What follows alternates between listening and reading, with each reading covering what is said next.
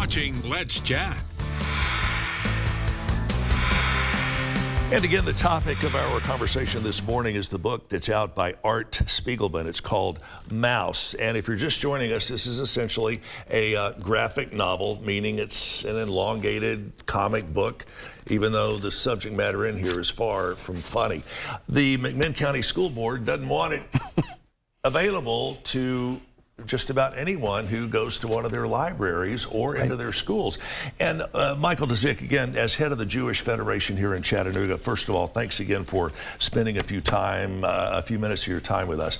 We know it's important to protect what our kids get, how they get it, and this should be done in an age-appropriate manner.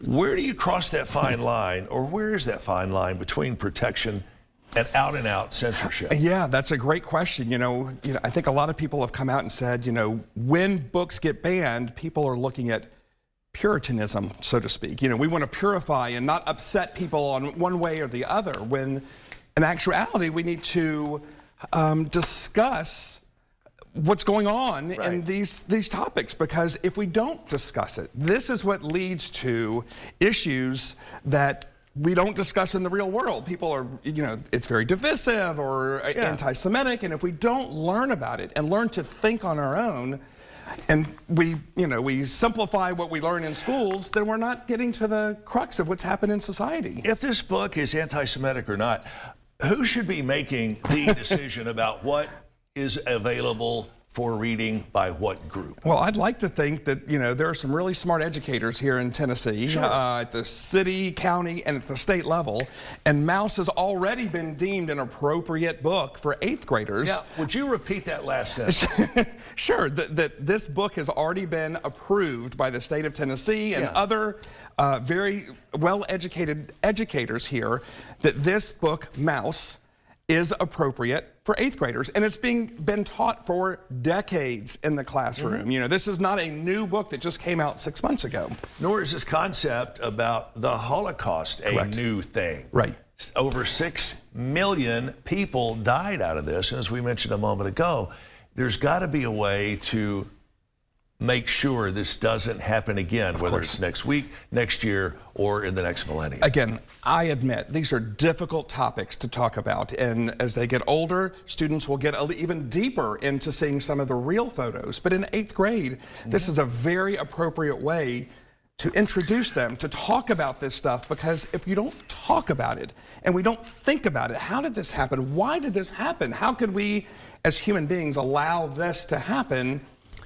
Then who knows where we're going to be in 5 years, 10 years, 20 years, when these 8th graders are now the leaders of our communities. And the ones who at that point will be the making the decisions, of course. Making those decisions. Yeah. If you could spend 5 minutes alone in a group with these McMinn County school folks, what would you tell them? Man, I would first ask them why. I want to ask questions so I best understand how they came to this conclusion. And I think what I want to tell them is, there are so many resources here in Chattanooga, not just the Jewish Federation, but in Whitwell. I think many people in Chattanooga know the Whitwell train car and the Paperclips Project. There's another organization here called One Clip at a Time that specifically teaches teachers how to teach to 5th graders this topic of the Holocaust.